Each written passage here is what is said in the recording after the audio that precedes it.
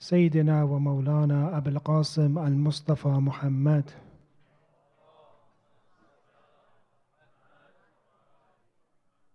وعلى أهل بيته الطيبين الطاهرين ولعنة الله على أعدائهم إلى قيام يوم الدين.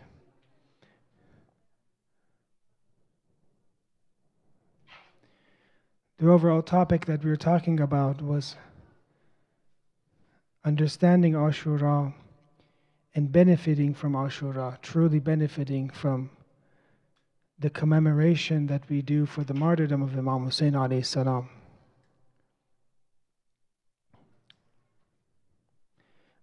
We said that one of the key components in the journey using Ashura and benefiting from Ashura as a spiritual journey, the first component is the bala and calamity of Imam Hussein.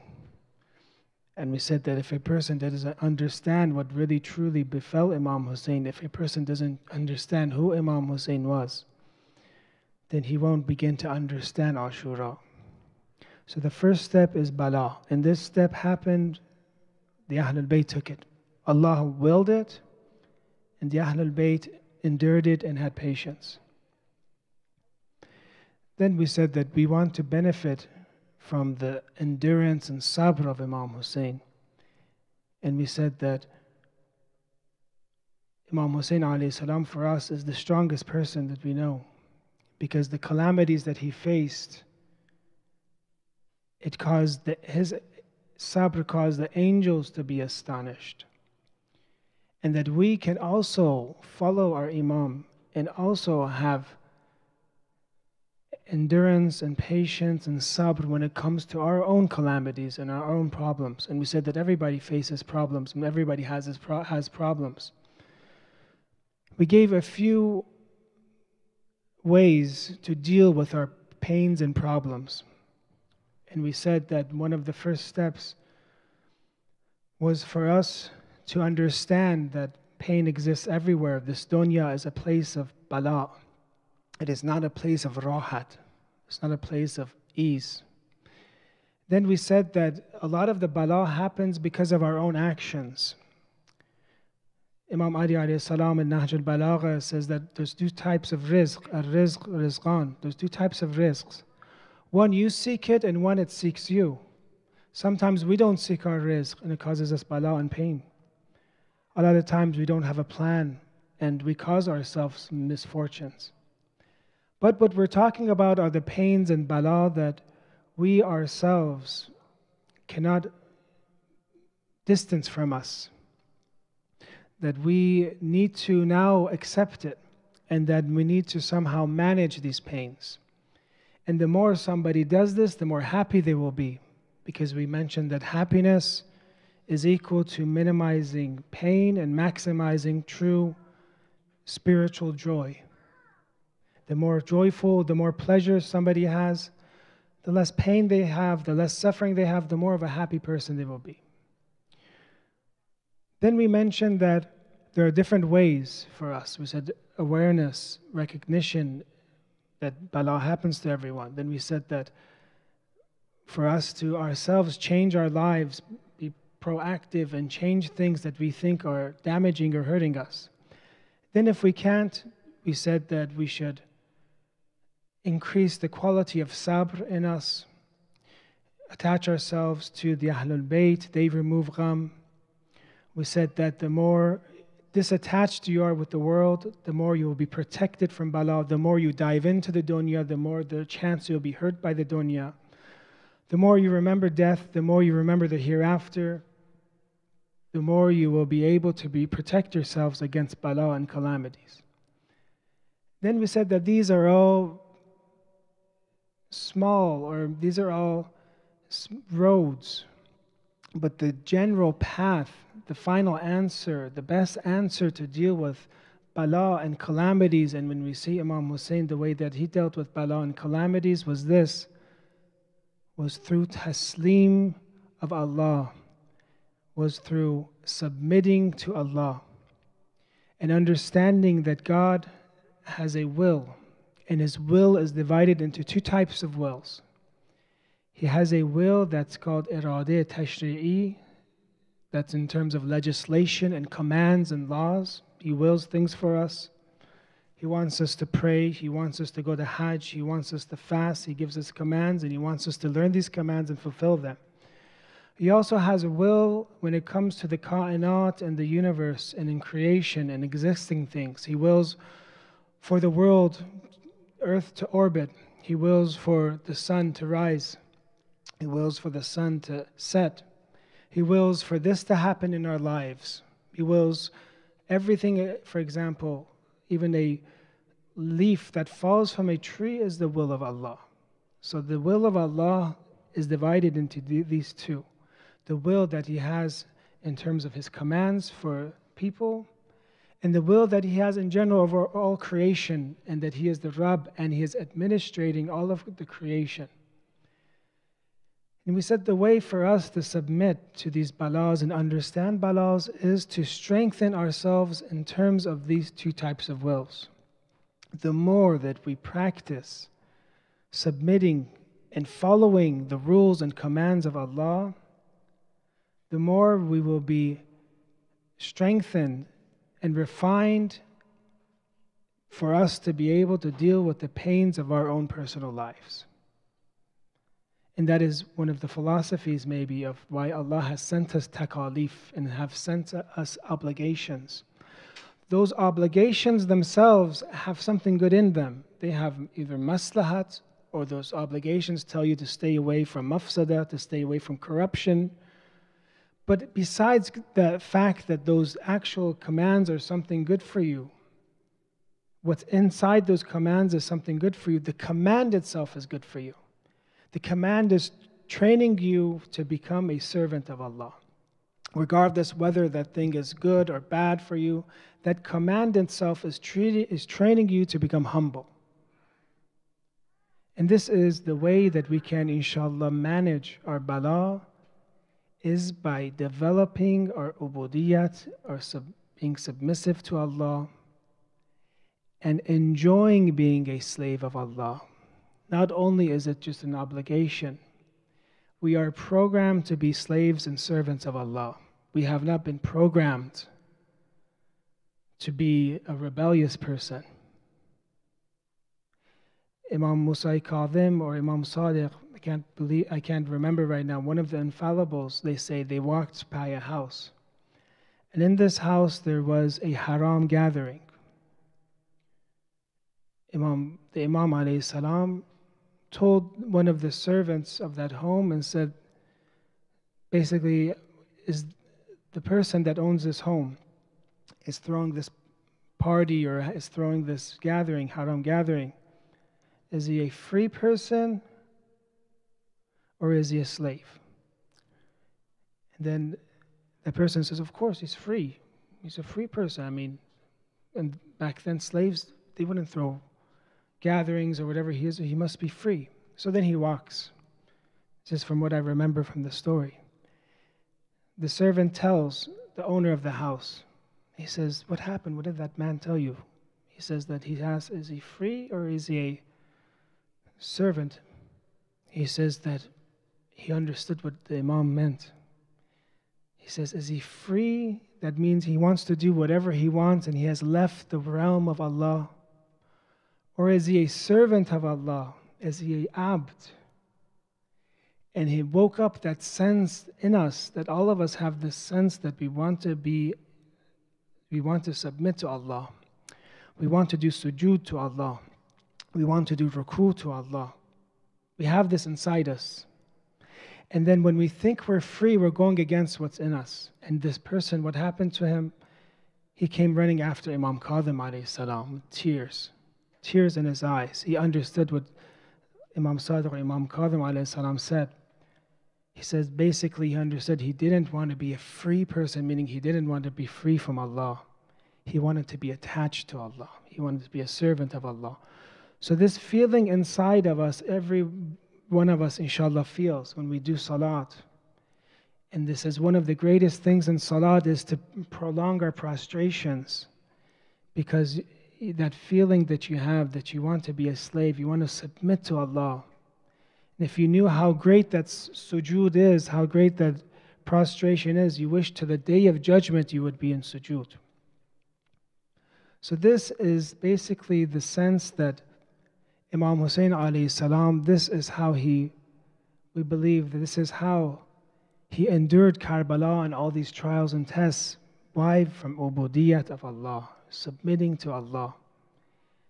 Because the test of Imam Hussein was very difficult. In some of the narrations, it says this, when the story of Muhammad ibn Hanafiyyah, he asked Imam Hussein when he was going to Mecca, he warns him about going to Kufa. Imam Hussein knew he was going to be martyred, but he had to fulfill the will of Allah. He tells him about the disloyalty of the Kufans, and he says, why didn't he do why doesn't he escape maybe? Maybe he tells him to go to Yemen, maybe to go to the wilderness. Why would you want to go to Kufa? It doesn't make sense. He knows that what will happen to him. Then Imam Hussein says this, and this relates to what we're talking about. He says, قَدْ شَاءَ أَنْ يَرَاكَ قَتِيلًا فَإِنَّ اللَّهَ قَدْ شَاءَ أَنْ يَرَاكَ قَتِيلًا. He says, the Prophet told me that Allah, His will is that He sees me be killed. What does this mean? It means that this is the will of Allah, and I am submitting to the will of Allah, and by doing this, I will be stronger, and I will endeavor all the calamities that Allah will give to me. And then as I mentioned to you, then he says, okay, you have to go and become martyred in Karbala. Then why are you taking your family? He says, إِنَّ اللَّهَ قَدْ شَاءَ. Again, sha'a means He wants, like irada. He wants. And sha'a and yarahunna sabaya. He wants to see them captives. So Imam Hussein alayhi salam, from the beginning, before he goes to Karbala, he says, this is the will of Allah. And what does a servant do to the will of Allah, to his master? He submits. And this submission is the key to patience. This submission is the key to becoming a strong person like your master Imam Hussein alayhi salam. In some of the narrations, it says this. It says that why does bala and calamity befall? It talks about the philosophy of bala and calamity. It says that وَلَكِنَّ اللَّهَ يَخْتَبِرُ عِبَادَهُ بِأَنْوَاءِ الشَّدَائِدِ وَيَتَعَبَّدُهُمْ بِأَنْوَاءِ الْمَجَاهِدِ وَيَبْتَلِيهِمْ بِضُرُوبِ الْمَكَارِهِ. Allah gives them various ordeals, obligates them with various forms of struggle, and tests them with various dreads. Why? Why does He do this? إِخْرَاجًا لِتَكَبُّرْ مِنْ قُلُوبِهِمْ. To take away, eradicate vanity from their hearts. Take away takabbur from their hearts. What does it mean when you take away takabbur from someone? It makes them dhalil, makes them low, makes them humble, and makes them a slave. وَإِسْكَانًا لِتَذَلُّلِ فِي نُفُوسِهِمْ. And instills humility in their souls. So humility and eradication of vanity are the philosophies of bala in this, one of the philosophies of bala in this narration. Meaning that Allah sends these to the believers, to the mu'mineen, to make them weaker, according to Allah, weaker and more dependent on Allah, less dependent on themselves, and makes them abds and servants of Allah. This is one of the great ways to reach Allah. Even though we said we don't ever do dua for bala, and I said, gave narrations, we don't do dua for poverty, we don't do dua for sickness. But we have to understand bala. This is one of the greatest ways to reach Allah. Ashura was one of the best actions of the infallibles. And in it was endurance of bala. Right?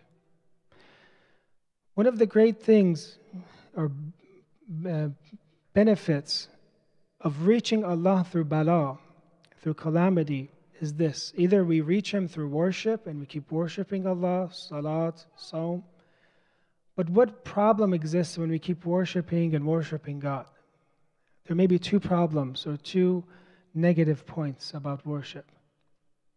One is that when a person worships, say for example, the example of Iblis or Shaitan, what does it create when a person worships too much? It creates arrogance inside them sometimes. It creates kibr. It creates ujb. As our teacher, Ayatollah Mushtahidi, used to say, when a person does Salat al-Layl, after a while he keeps going like, look at me, like I've done Salat al-Layl, look at me, I wake up at 4 in the morning, masala. Or when a person does mustahabbat a lot, and sometimes we forget our wajibat, we're doing these mustahabbat, these long actions of ibadat, and they take a long time. After it, even though you get close to Allah, but the negative effect, and I'm not saying this to stop worshipping, of course. We should increase our worship, but just keep this inside, that sometimes Allah doesn't even allow you to wake up for Salatul Layl. And I read the narration in the month of Ramadan, because He doesn't want you to get arrogant. He knows if you get arrogant, you'll be destroyed. So He doesn't allow you to even wake up for Salatul Layl. Some narrations even goes higher and says Allah makes you, somehow allows you to sin. I'm not telling you to sin to become humble. That's what Shaitan will fool you with. But sometimes you sin because Allah wants to make you humble. Because if He didn't do those minor sins, you might get into worse sins because of your arrogance. So one of the best ways to reach Allah is through trials and tribulations and bala. And ibadat and reaching Allah just through worship brings ujb.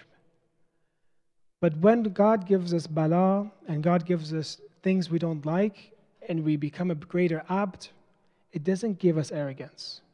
You have been destroyed, your money has been taken away from you, your kids, something happened to your family, masana. You don't have ujb anymore, you don't have arrogance. It takes you exactly where you need to be, and that is being a servant of Allah.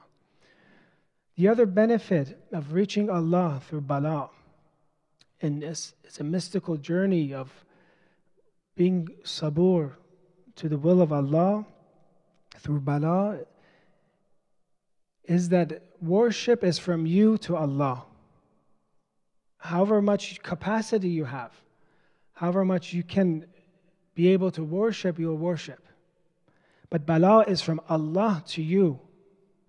And Allah knows exactly how much you can take, and will give you the maximum mathalan that you can take in bala. So worship has a limit to it. It's from us to Allah. But bala happens from Allah. It's from Him to us.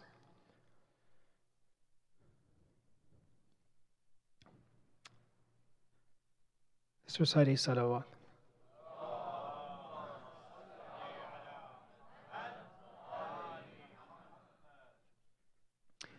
So to wrap up, because I'm going to go into the next stage, which this was the stage of bala. To finish the stage of bala, we said that a person becomes strong and endures bala just like his master Imam Hussein, through being a slave of Allah and following the will of Allah, whether that is the commands of God in terms of our ahkam and halal and haram, or the commands of Allah and the creation and what Allah wants and His decrees. And then we begin to actually not be joyful about these balas, but we begin the sense of fulfillment. Just as a person has progressed, even though it was very difficult for them to do something, but they have progressed. After they reach the next stage of ubudiyat, now they feel the sense of fulfillment. They feel the sense of accomplishment. They feel the new relationship they have with Allah. And they begin to fall in love with following the commands of Allah, whether it is in their personal life, whether it is in just the Islamic law book. They begin to love fiqh, begins to love jurisprudence, begins to study jurisprudence. Why? Because it is the command of Allah, and it is one of the key components of ubudiyat. And we said, and when we learn this, we manage our pains, and this will make us a much happier person. The second part of Ashura that is a spiritual journey, which takes us, is after we understand the bala of Imam Hussein alayhi salam, we begin to grieve for Imam Hussein. We begin to have huzn for Imam Hussein. We begin to be sad for Imam Hussein. The more we realize this, and again, it goes according to our ma'rifat and understanding.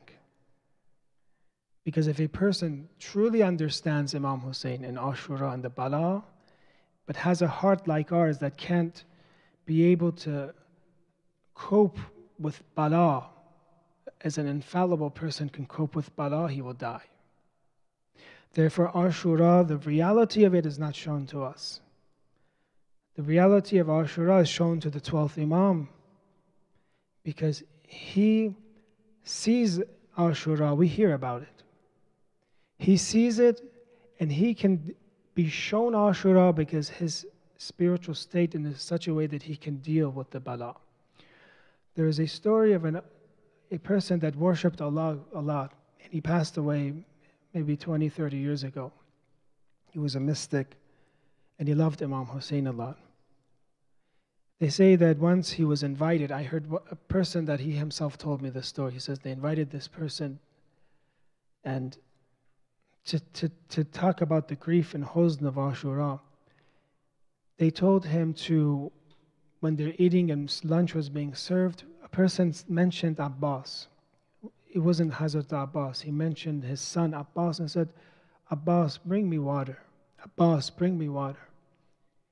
That person that was in love with Imam Hussein, his inside he was burning for Imam Hussein, he constantly would cry for Imam Hussein because he had more ma'rifat and understanding of the Bala of Imam Hussein.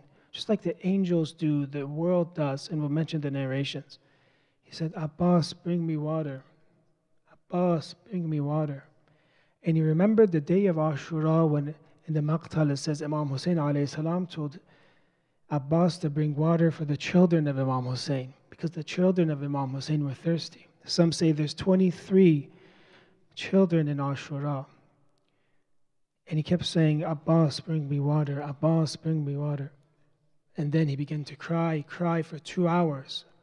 And he made everybody else cry around him. And they say they didn't even need lunch for 2 hours. That person, he would try to go to Karbala, but they say because he understood the calamity of it so much, his huzn was so high, they didn't allow him. He went all the way maybe to Najaf, to other places, but he didn't ever. 7 times he went to Iraq, but he wasn't successful in reaching Karbala. So the grief of Ashura depends on our own spiritual stations, depends on our ma'rifat and knowledge and understanding. Some people you see in Muharram, they're not that as sad. They might joke around a lot. It's just like it's a normal time. Do we expect honestly for Allah to give him the same reward as a person that is truly sharing the grief of Imam Hussein? And this goes especially to parents when they're raising their kids, that when they show their grief, when they wear black and they see that, oh, my father, my mother is different in the time of 10 days of Muharram. They don't joke around, they don't do what they used to do. They're doing matam for Imam, they're upset for Imam Hussein. They learn that this time period is a time period of huzn and grief. And that their parents are real, they truly love Imam Hussein. It's as if one of their family members has just passed away, even greater.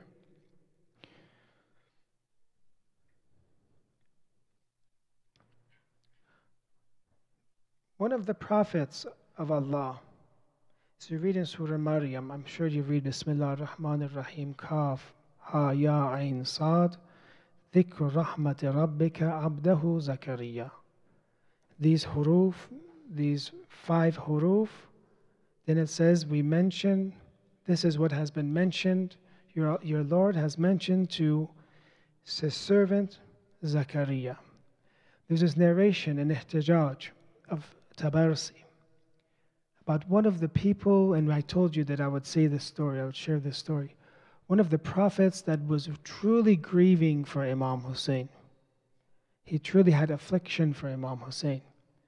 And the narration goes like this. The narration is actually from the 12th Imam. In Ihtijaj, from the narrators, Sa'd ibn Abdullah. And he asks about this huruf kaf, ha, ya, ain, sad. And then Imam al-Zaman teaches him about what it means. Tells him the story.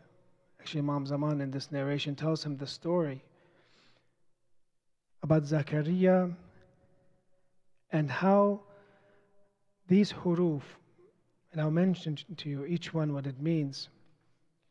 Each of them stood for something in Karbala.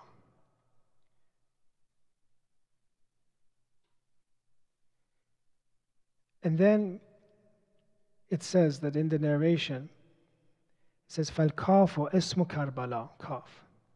وَالْهَا هَلَاكُ الْعِتْرَةِ, it's the destruction of the Ahlul Bayt. وَالْيَا يَزِيد وَهُوَ ظَالِمُ الْحُسَيْنِ وَالْعَيْنِ أَتَشُهُ وَالصَّادِ صَبْرُهُ. That Ain was for Atash and the thirst of Imam Hussein. Saad was for Sabr.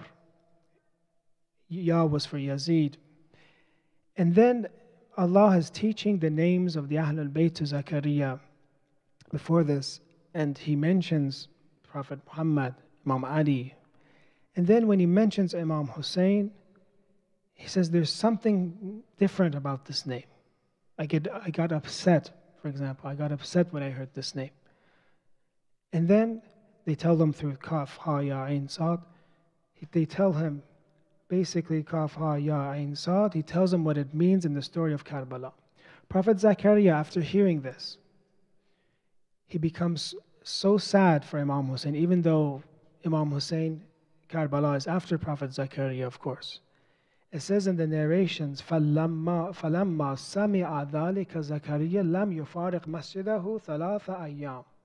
3 days Zakaria, Prophet Zakaria, did not leave his house, the masjid. وَمَنَعَ فِيهِنَّ النَّاسَ مِنَ الدُّخُولِ عَلَيْهِ, and prohibited people to enter the masjid. وَأَغْبَلَ عَلَى الْبُكَاءِ, and we're talking about grief. And Prophet Zakaria began to cry. And it is then that he wants to share the affliction with the Ahlul Bayt. He makes this dua that we shouldn't do duas like this. This was the dua of Prophet Zakaria.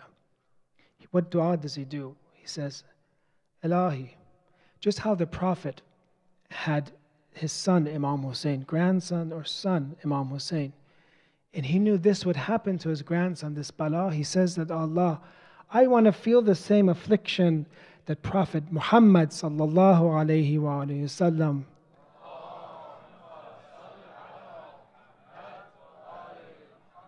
the same affliction that he had, I want to bear the same thing.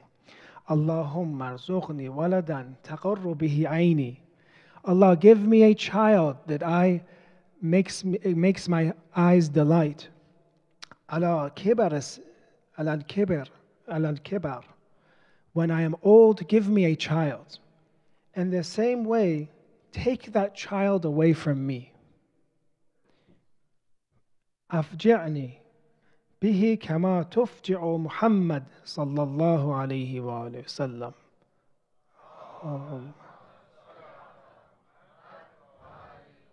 Give me a child.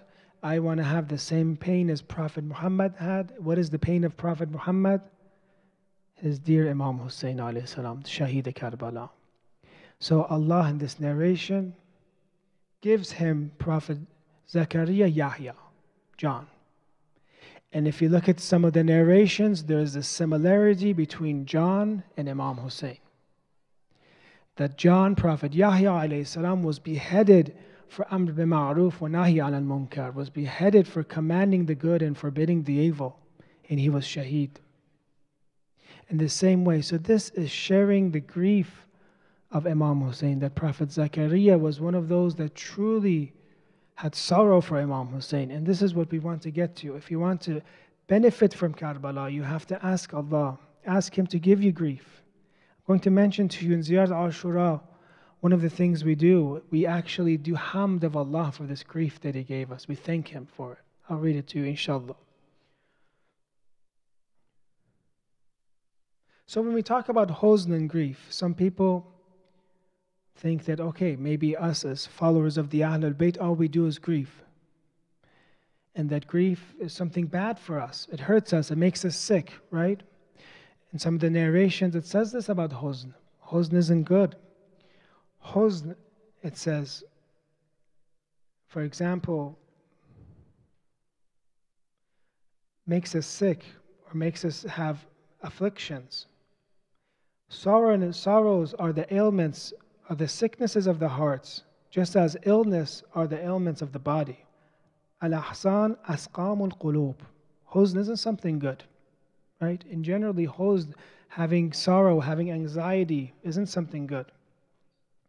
We say in Ziyad Jami Kabir, وَبِكُمْ يُنَفِّسُ الْهَمُّ وَيَكْشِفُ الضُّرِّ. In so many narrations, we say through you, the Ahlul Bayt, sorrow and gham and ham and affliction is removed. Then how is it that we say that huzn is something good? How is it that we say if huzn, in one side we say that sorrow is not something good, it makes us depressed, it makes us our body sick, then how is it that we should actually grieve for Imam Hussein? Is it na'udhu billah making us sick? We should read the chapter of other narrations. There is a type of huzn and sorrow that is actually good. There's chapters that huzn, a certain type of it is good. And what does that good type of huzn do? مَا عُبِدَ اللَّهُ عَزَّ وَجَلَّ عَلَى مِثْلِ طُولِ الْحُزْنِ.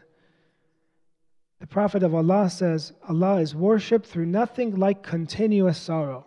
There's types of sorrow that are actually good. Sorrow for our own self, for our own problems. Like in salat, for example, they say don't cry over your dunya. It's not something you should do in salat. Crying over your own afflictions is not something good. Being depressed is not something good. But having huzn and grief, it says, there is a type of huzn and grief that is actually good for us. And we are learning from the Ahlul Bayt.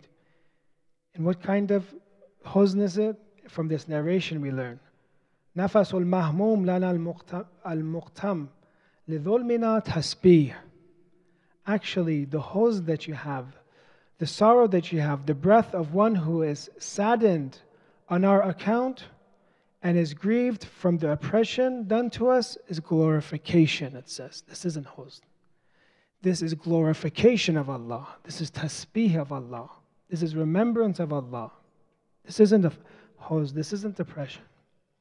Or another, the narration continues, وَحَمُّهُ لِأَمْرِنَا عِبَادَةً. This is worship of Allah. And his grief for our cause is worship. Because this is the reality of the matter. We said that we should commemorate Ashura in a way that it has huzn and sorrow, because the event of Ashura has grief and calamities. If we want to remember an event that was happy and joyous, we should remember it with laughing. But because Allah, and this is the reality, and this is al-haq, this is the truth, that Allah has, in the worst way that we can read about, has hurt Imam Hussein, the enemies of Allah have hurt Imam Hussein alayhi salam, we have grief for Imam Hussein, we have huzn. And we are just aligning ourselves with the universe. This grief is separate, because this is the huzn of the angels and the malaika. This isn't huzn of the world. Look at this narration that Imam Hassan alayhi salam, when he talks to his brother Imam Hussein, he has. Imam Hassan and Imam Hussein, they meet each other in Amali. This narration is Al-Amali al-Saduq. And it says that Imam Hussein alayhi salam was upset and he was crying for his brother Imam Hassan, which is so madloom. But then Imam Hassan tells him this. He says that, Hussein, there's no day like your day. And he talks about his afflictions, that you're crying about me. No day is like your day. La yawm كيومك يا أبا عبد الله. Then he says, تحل. After this, he talks about what will happen to you, Imam Hussein. Imam Hassan, his brother, is saying. Then he says, because of this calamity, تحل ببني أمية اللعنة. After what you have been killed, it becomes halal to curse the Bani Umayyah. وَتُمْتِرُ السَّمَاءِ رَمَادًا وَدَمًا. And after you, this is the huzn of the universe and grief of the universe. After you, it will rain and shower ashes and blood. Right? So this is something that our huzn and grief for Imam Hussein alayhi salam is the grief of the angels, is the grief of the universe. And it is something that is an ibadat, it is a glorification of Allah. And this is the second stage that we'd like to talk about, is that now that we understood the bala and calamity of Imam Hussein, we have to realize we have to grieve for Imam Hussein just like the angels grieve. And we ask Allah, inshallah tomorrow night we'll talk about more about this grief. We thank Allah for it. And I said I'd mention to you, Alhamdulillahi ala azim raziyati. All praise be to Allah for my great misfortune. This huzn is actually a ni'mat of Allah, is a blessing of Allah, is a rizq. When you come, brothers and sisters, to the majalis of Imam Hussein, be certain that they have brought you here. Every one of you, brothers and sisters, they have brought you to the majalis of Imam Hussein so that you can cry. If you have du'as that you need, if you have hawa'ij, things that you need from Allah, know that the fact that Allah has brought you to the majlis of Imam Hussein, you're already halfway there. Because if He didn't want to answer your dua, He wouldn't bring you here. He wouldn't bring you in the majlis of Imam Hussein so you can ask the majlis of Imam Hussein for your grief to be removed and then not answer. So this is a great rizq, and this is something that we do dua for Allah to give us, to burn, make us burn for the Ahlul Bayt. Just like Prophet Zakaria, salamullah alayhi salam, how he burned for Imam Hussein. If we can dim the lights. It is known that the 5th, in some of the cultures, the night of the 5th of Muharram is the night that we remember one of Imam Hassan alayhi salam's sons. Because Imam Hassan alayhi salam is a very madloom Imam himself. He is an Imam, as it says, that not only did his wife was the person that killed him and made him martyred, not only did they remove the sajjada under his feet, not only did they attack him or his general left him, but when they came to bury him, he was hit with arrows, his body was hit with arrows.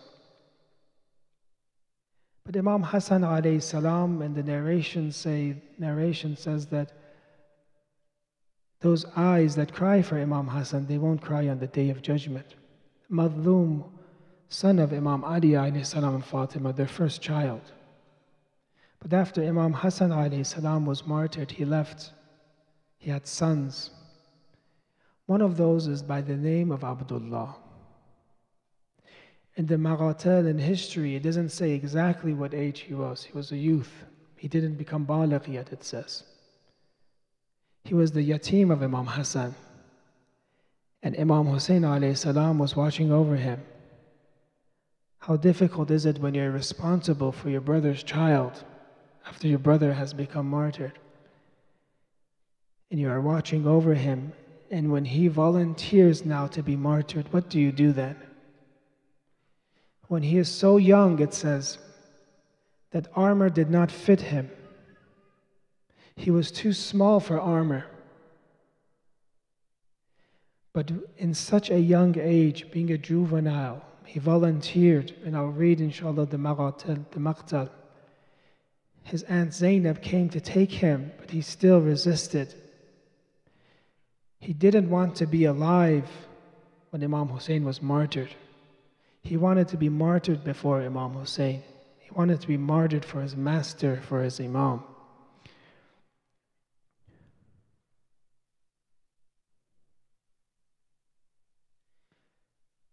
فخرج إليهم عبد الله بن الحسين ابن الحسن ابن علي وهو غلام. He was a child, he was young, he was not an adult. ويشتد حتى وقف إلى جنب الحسين فلاحقته زينب بنت علي. لتحبسه فقال لها الحسين احبسيه يا أختي فأبى وامتنع عليها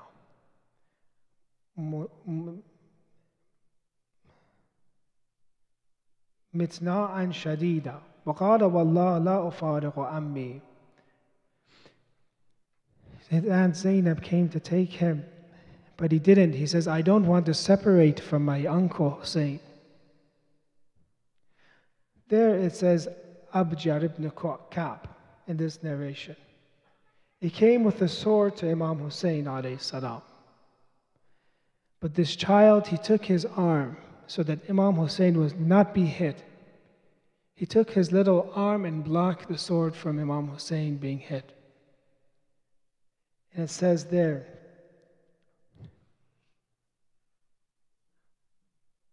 that, it says, فَأَخَذَ الْحُسَيْنِ. There his arm is hit.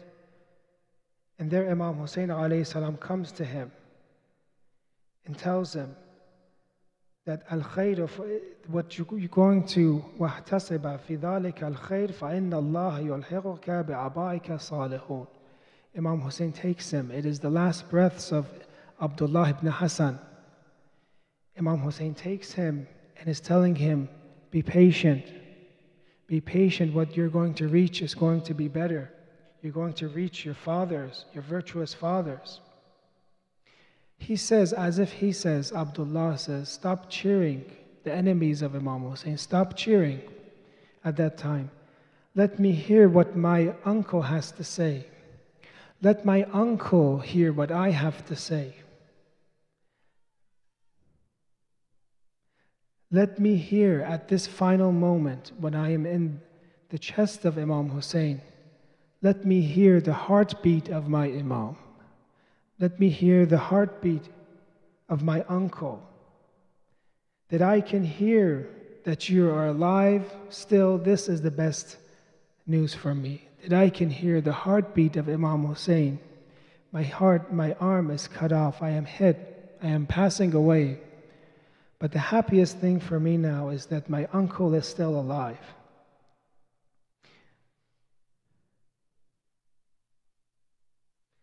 On top of my heart, on top of your heart, he says, on top of your heart I pass away, my uncle Hussein. My spirit, my heart, my life be sacrificed for you, my dear uncle. In your arms my life ends. My body, my life, all be sacrificed for you, Hussein. If I'm young, it's okay. Come and see my courage. It's impossible for me to retreat or fear. Come and see everyone. And this is for the young people in this majlis. Come and see everyone that even though at such a young age, look at what I will do on the battlefield. Whatever condition, I will come and defend my Imam. I will become a shield for my Imam. I am a man of war. I am not a juvenile.